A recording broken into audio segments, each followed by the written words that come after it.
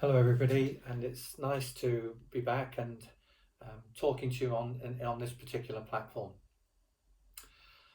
I suppose the parish is in the same position as the country, really, in the sense that we're beginning to look forward to things becoming that bit easier, but we're cautious. Um, but I think as we come out of this particular part of our pandemic. Um, I suppose most of us are just looking back a little bit and reflecting um, what's been difficult, um, and what we've done well and what we sorry we haven't done. All those sort of questions. I think all the plans we had, and perhaps we didn't do them all. But that's just where we are.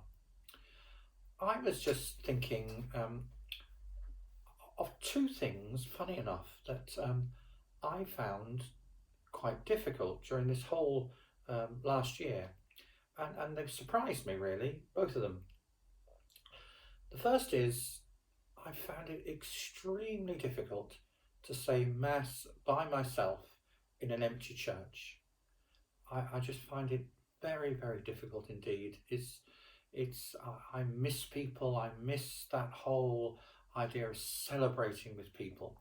So that's been difficult, and I so much look forward to a time when we can celebrate again together.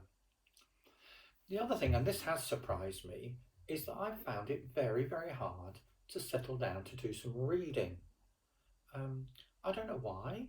Um, I just have found it very difficult. I'm not the most avid reader, but I do read, and over this year I've read very little. I've begun to address that now, and I've started to try to do better.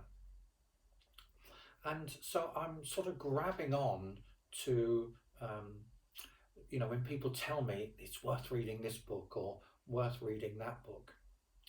And the book I'm excited about now is Pope Francis's latest book, which is called Let Us Dream. And it really is really worth reading. Um, there's lots of things I admire about Pope Francis. Um, I just admire how he seems to have his finger on the world's pulse. He knows what's going on. He's not living in some ivory tower.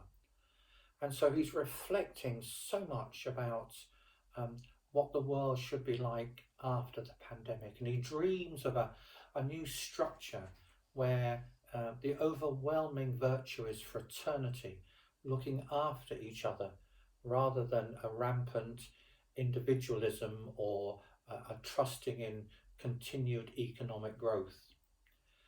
So he dreams of how the world can be different. And the other thing that I just admire about him, he does not shy away from difficult topics and saying things that he knows many people will disagree with him about. And so, for instance, in the book, he talks about how Catholics cannot accept capital punishment.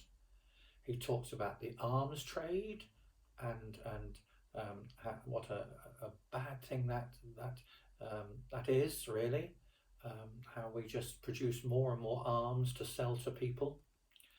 He talks about the whole problem of migrants and refugees. He talks about climate change. And he even talks about, and movements, he talks about Black Lives Matter, so forth. He really has his finger on the pulse. He even sort of talks about this whole issue of should we be pulling down statues that represent something of our history. So it's a real sort of finger on the pulse, a real book about dreams, how things could be better, and how we can move forward. And if I could just make one point from it that just I found fascinating was what he says about women. He really is so positive about the role of women. He talks about countries that have been led politically by women in this pandemic have usually done much better than other places. And then he reflects on the gifts that women bring to our church and how they must be encouraged. And that is really something I want to think about here at Holy Family. So the book is Let Us Dream. It's by Pope Francis. If you wanted me to get a copy for you, the Daughters of St Paul in our own parish have got copies of the book, and I'd be very, very happy to get a copy for you. But it's certainly got me back to doing a little bit more reading, which is good. Thank you very much.